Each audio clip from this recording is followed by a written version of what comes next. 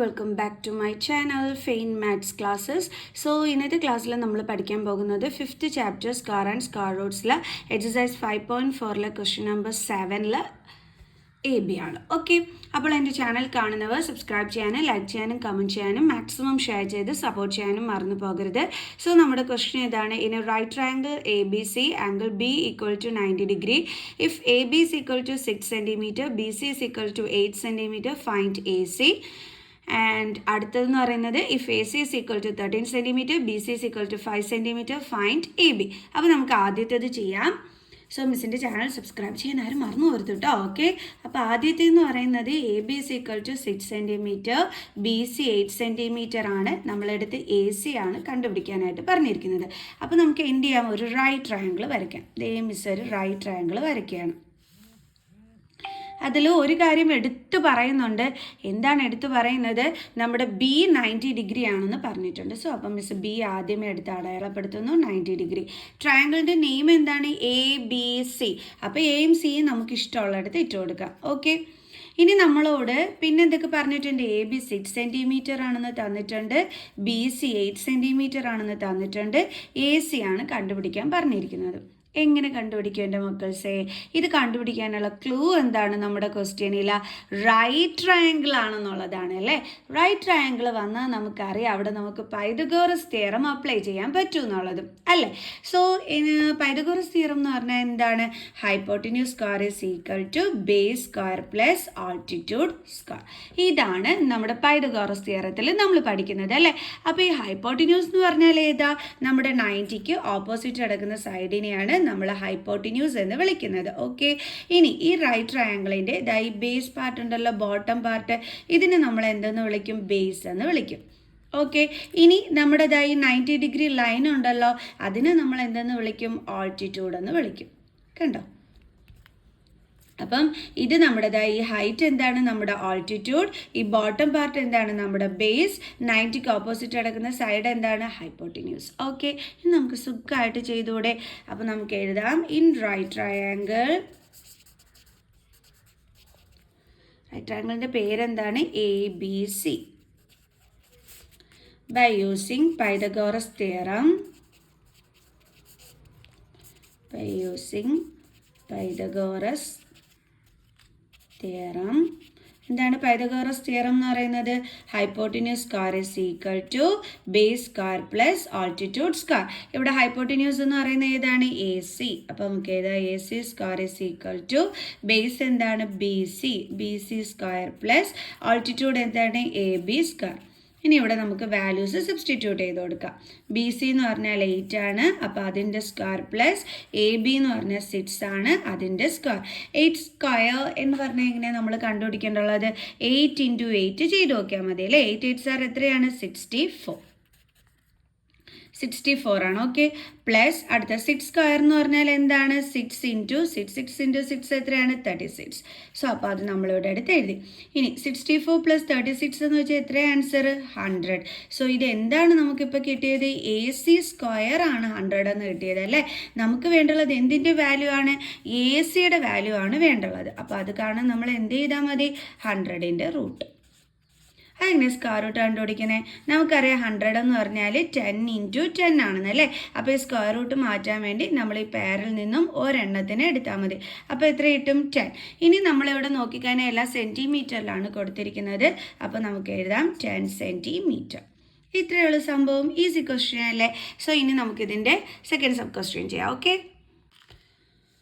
അപ്പോൾ നമ്മുടെ അടുത്ത ഇതാണ് A C equal to 13, B C 5 cm, find A B. നമ്മൾ നേരത്തെ ചെയ്തത് കണക്ക് തന്നെ നമുക്ക് എന്ത് ചെയ്യാം? നമ്മുടെ റൈറ്റ് ട്രയാങ്കിൾ വരയ്ക്കാം. അതിൽ നമുക്കറിയാം ബി ആണ് 90 ഡിഗ്രി. സോ ബാക്കിയുള്ളതിന് നമുക്ക് എന്തെന്ന് കൊടുക്കാം? എ എന്നും സി എന്നും കൊടുക്കാം. ഓക്കെ, ദെൻ ഇതെന്ന് പറയുന്നത് ഹൈപ്പോട്ടിന്യൂസ് ആണ്, ആ എ സി എന്ന് പറയുന്നത്. അപ്പോൾ അത് നമുക്കിവിടെ തന്നിട്ടുണ്ട് 13 cm. ദെൻ ബി സി എത്രയെന്ന് തന്നിട്ടുണ്ട്? 5 cm. കണ്ടുപിടിക്കേണ്ടുള്ളത് എ ബി ആണ് അല്ലേ. അതായത് ഇത് നമ്മുടെ ഹൈപ്പോട്ടിന്യൂസ് ആണ്, ഇത് നമ്മുടെ ബേസ് ആണ്, ഇത് നമ്മുടെ ആൾട്ടിറ്റ്യൂഡാണ് അല്ലേ. അപ്പോൾ നമുക്ക് ആൾട്ടിറ്റ്യൂഡാണ് കണ്ടുപിടിക്കേണ്ടുള്ളത്. നമുക്കറിയാം പൈതഗോറസ് തിയറത്തിൽ നമ്മൾ പഠിച്ചിട്ടുള്ളത് hypotenuse square is equal to base square plus altitude square ആണ്. അപ്പോൾ ഈ ആൾട്ടിറ്റ്യൂഡ് കണ്ടുപിടിക്കാനായിട്ട് നമ്മൾ എന്താ ചെയ്യേണ്ടുള്ളത്? Altitude square is equal to ഈ ഹൈപ്പോട്ടിന്യൂസ് സ്ക്വയറിൽ നിന്നും ബേസ് സ്ക്വയറിനെ നമ്മൾ എന്ത് ചെയ്താൽ മതി? മൈനസ് ചെയ്താൽ മതി. ഓക്കെ, അപ്പോൾ നമുക്കത് ചെയ്യാം. സോ അപ്പോൾ നമുക്ക് എഴുതാം, in right triangle A B C by using Pythagoras theorem,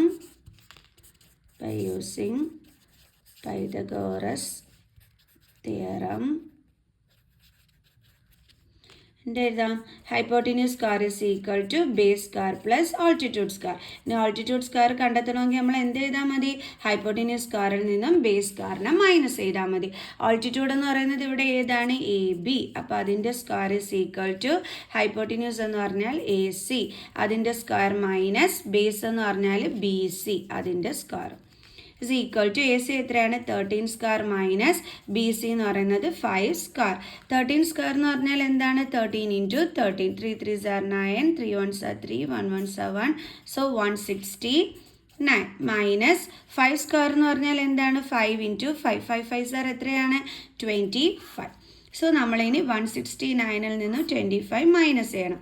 അപ്പോൾ നമുക്ക് എത്ര കിട്ടി? 144. സോ എ ബിയുടെ വാല്യൂ നമ്മൾക്ക് വേണം. അപ്പോൾ അതിന് നമ്മൾ എന്ത് ചെയ്താൽ മതി? 144ൻ്റെ സ്ക്വയർ റൂട്ട് കണ്ടുപിടിച്ചാൽ മതി. എളുപ്പമാണ് കേട്ടോ. 12ൻ്റെ സ്ക്വയർ ആണ് 144 എന്ന് പറയുന്നത്. അപ്പോൾ റൂട്ട് ഓഫ് 144 എന്തായിരിക്കും ആൻസർ വരുന്നത്? 12. പക്ഷേ ചില കുട്ടികൾക്ക് അറിയാൻ പറ്റത്തില്ല ഇത് 12ൻ്റെ സ്ക്വയർ ആണ് 144 എന്ന്. അങ്ങനെയുള്ള മക്കൾസ് ഇതേപോലെ പ്രൈം ഫാക്ടറൈസേഷൻ ചെയ്ത് നോക്കിയാൽ മതി, അല്ലെങ്കിൽ ഡിവിഷൻ മെത്തേഡിൽ ഏതായാലും മതി. അപ്പോൾ 2 7s are 14, 2 2s are 4, 2 3 2s are 6, 1 balance. 2ൻ്റെ ടേബിൾസിൽ 12 ഉണ്ടോ നോക്കണം. 2 6 are, then 2 1s are 2, 1 balance ഇല്ലേ, അത് നമ്മൾ 6 ഇട്ട് കൊടുത്തു. അപ്പോൾ ഇത് 16 ആയി.